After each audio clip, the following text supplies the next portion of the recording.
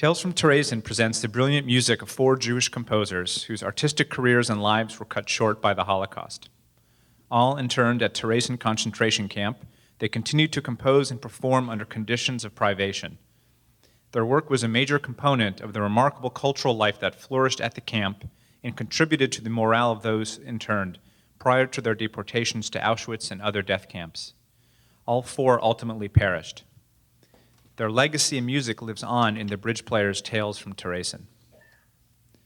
The Bridge Players began performing together in 2000. They have recorded and concertized throughout California.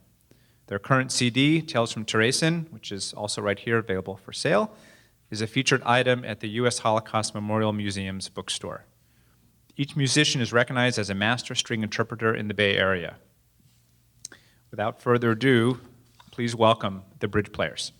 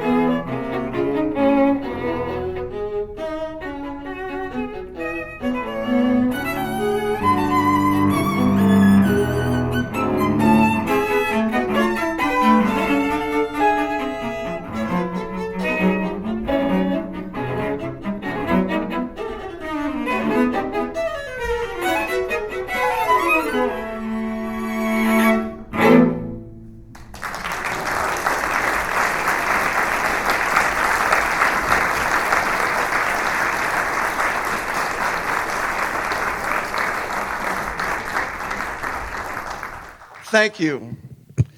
Thanks for joining us this afternoon. Thank you also to Dan Schifrin and Ilana Vasconcelos for bringing us here to the CJM. Thank you also to Leslie Kane of the Holocaust Center of Northern California for co-sponsoring this program. As Dan mentioned to you in his intro, all of the composers featured on today's program were Jews from Czechoslovakia. In the 1940s, they were all interned at the same concentration camp just outside of Prague, which today is in the Czech Republic. Back then, it was in German-occupied Czechoslovakia. The camp was called Terezín in Czech, but most inmates called it by its German name, Theresienstadt. Now, before I proceed with that story, please allow me to tell you another story, a much more personal story. 19 years ago, I was assigned to perform the Gideon Klein trio, the one that we just played, at the festival where I work in the summer. I received the music in the mail and began practicing the part, and I liked the music right away. It reminded me a little of Bartók and a little of Janáček, as perhaps you heard from our performance.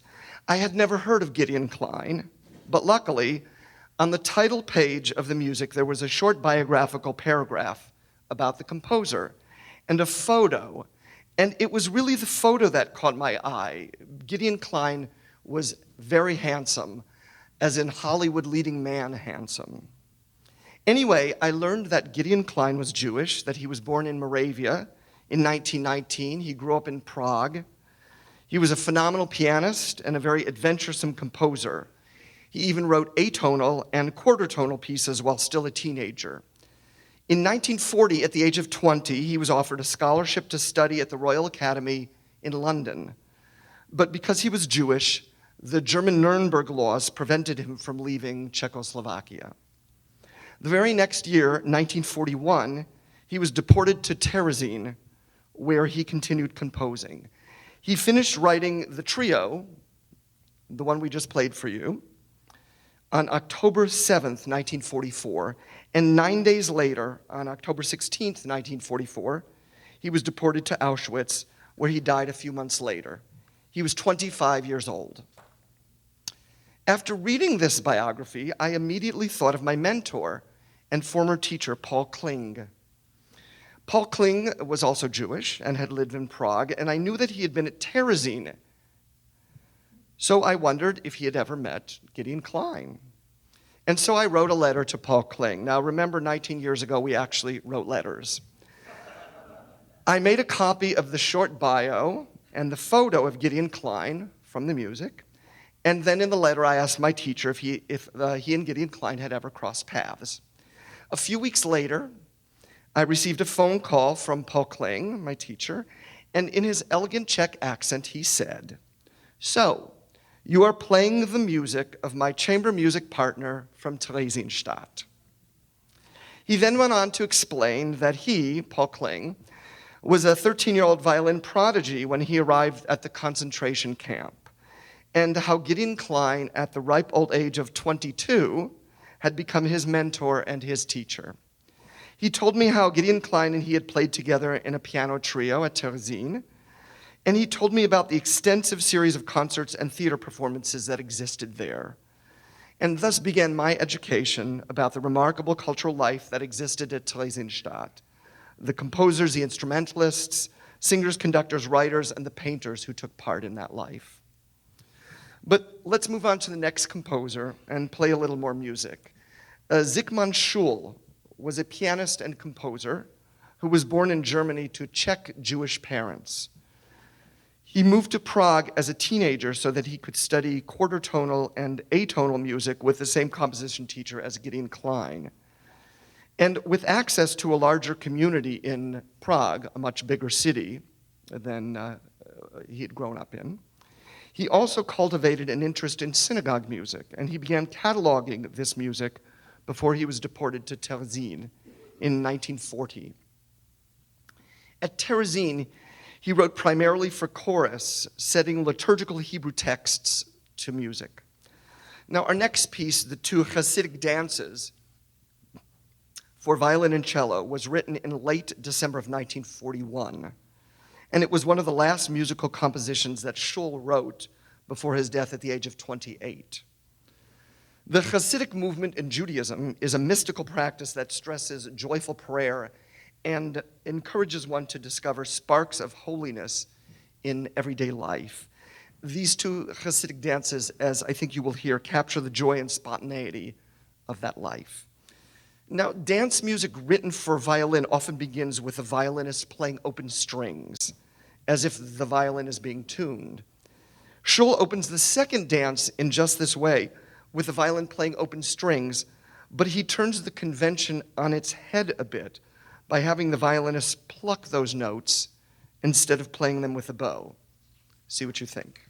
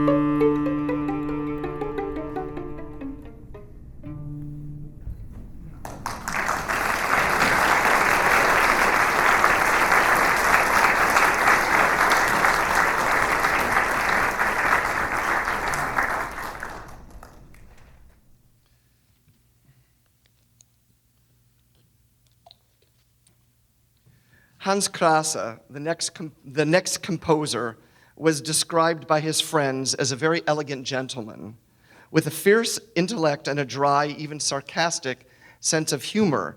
And when I asked my teacher Paul Kling to describe Hans Krása, it was the biting sarcasm that he remembered the very best. Krása was born in 1899 to a wealthy Jewish family in Prague, where he was raised a German-speaking Czech nationalist, which was typical for Jewish families at the time because it was the Austro-Hungarian Emperor Franz Joseph who had liberated them, and sort of out of deference and respect, most Jewish families spoke German first, Czech second, Yiddish somewhere in there. Krása was enormously influenced by the music of Gustav Mahler and Arnold Schoenberg. His compositions were popular in Germany, France, and the United States, and in fact, his second symphony was premiered by the Boston Symphony in 1926. Even before the Germans annexed Czechoslovakia, Krása was offered conducting posts in Chicago and in Paris, but he just couldn't leave his beloved country and his dear friends. In 1942, he was arrested and sent to Terezín, where he was appointed coordinator of musical activities for the prisoners. He befriended Gideon Klein, and in fact, by one account, he was briefly married to Klein's sister. He's probably best known for his children's opera Brundibar, which was performed 55 times in Terezín.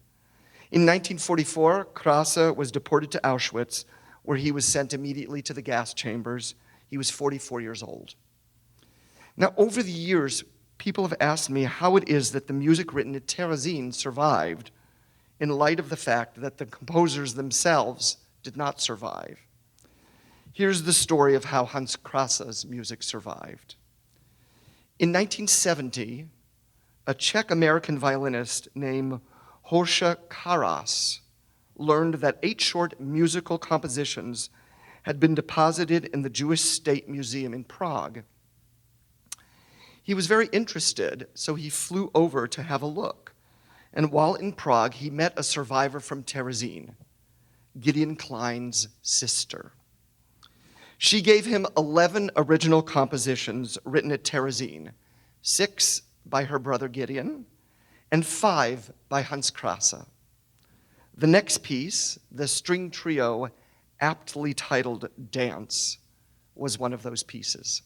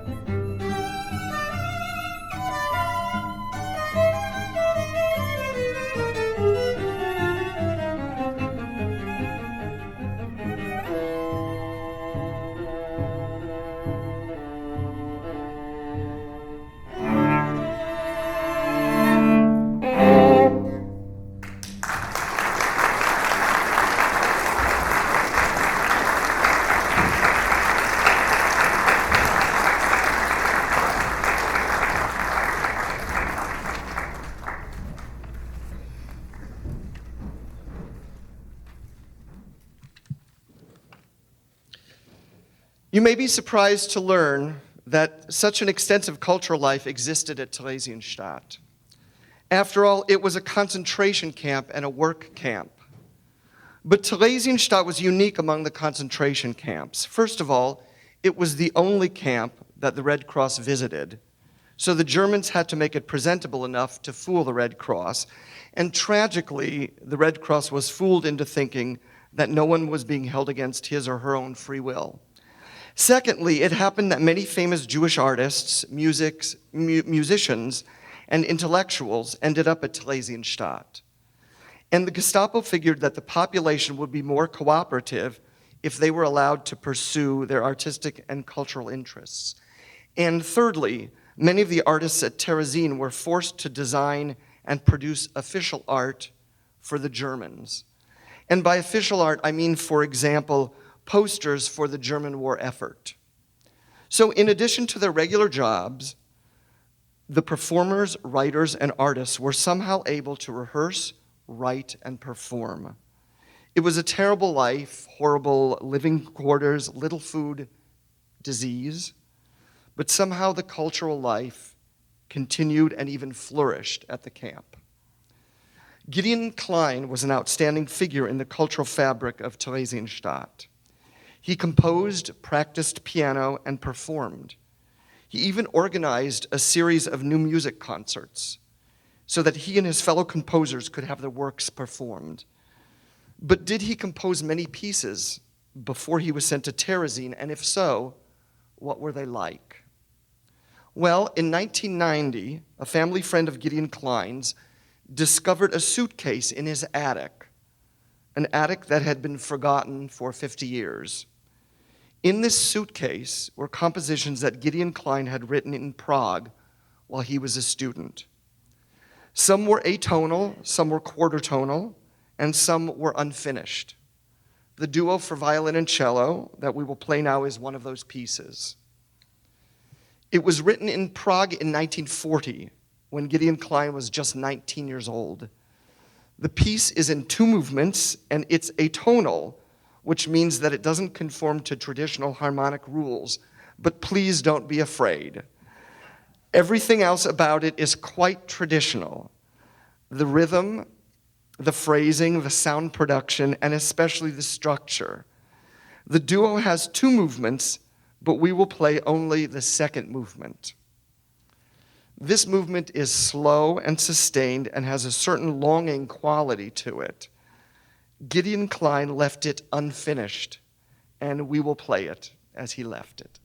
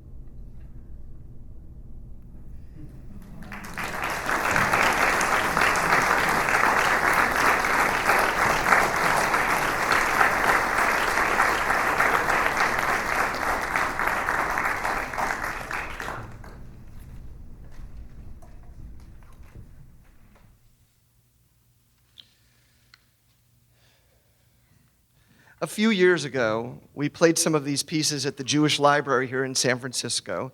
And after the concert, a woman walked up to me and said, "My partner Francis lives in Los Angeles, and he knew Gideon Klein at Terezín." So a few days later, Francis called me, and here's what I learned from him. He told me that Gideon Klein was a huge soccer fan, and he attended many soccer games, which, to my surprise, were played 3 times a week at Theresienstadt. Gideon Klein was also involved in the educational system at Terezín. In fact, he trained the teachers who taught music and art to the children. Francis also told me that he had never heard Gideon Klein perform because you had to be connected to get a ticket to most of the performances at Theresienstadt, and he was never able to get a ticket. The next piece, Fantasy and Fugue, was written at Terezín in early 1943. It is a wonderful study in contrasts. The first section, Fantasy, is dramatic and relatively unstructured, with many different sounds and textures. The second section, the Fugue, is just the opposite. It's tightly structured and controlled, and it begins with the fugue theme played by the viola, and I'll have Natalia demonstrate that for you.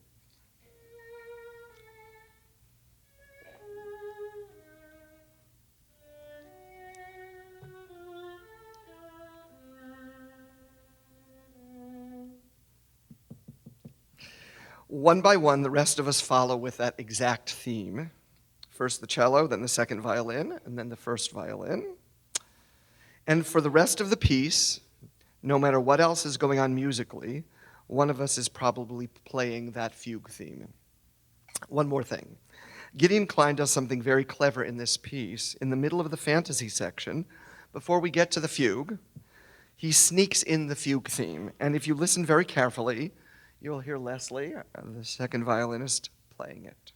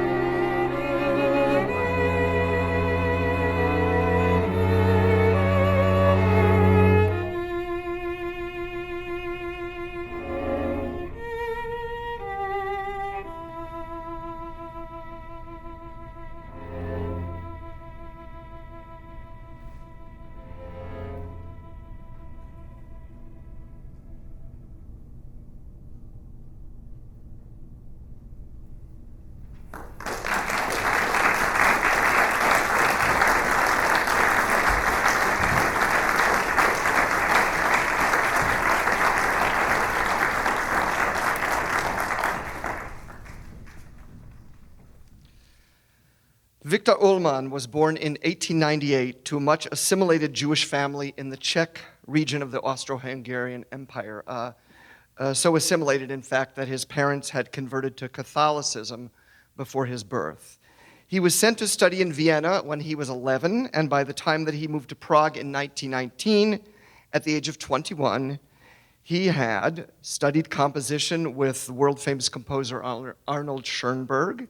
He had fought on the Italian front during World War I, and he had enrolled in law school.